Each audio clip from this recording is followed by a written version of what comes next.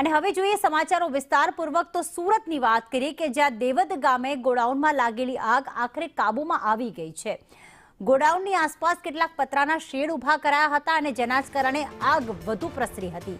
આ ગેરકાયદેસર પતરાના શેડ ઊભા કરી દેવાયા હતા અને શેડના કારણે આગ પર કાબુ મેળવવામાં પણ મુશ્કેલી પડી હતી। પતરાના શેડ તોડી ફાયર બ્રિગેડની ટીમો અંદર પહોંચી।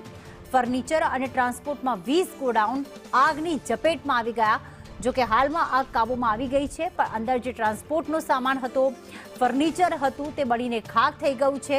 લગભગ 20 જેટલા ગોડાઉન આ રીતે બનાવવામાં આવ્યા હતા કે જ્યાં ગેરકાયદેસર શેડ બનાવી દેવામાં આવ્યા હતા। આગ લાગી, ફાયરની ટીમો પાણીનો મારો ચલાવી રહી હતી, પરંતુ આ શેડના કારણે આગ બુઝાવવામાં તકલીફ આવી રહી હતી। ફાયરની ટીમોએ શેડ હટાવી જ્યારે અંદર ગયા ત્યારબાદ પાણીનો મારો ચલાવ્યો અને ત્યારબાદ હાલમાં આગ જે છે તે કાબૂમાં આવી ગઈ છે।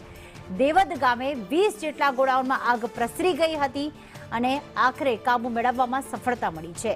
કેટલું નુકસાન થયું છે તે કોઈ આંકડાકીય માહિતી હાલમાં સામે નથી આવી, પરંતુ ગેરકાયદેસર પતરાના શેડના કારણે આગ બુઝાવવામાં વધુ તકલીફ પડી હતી।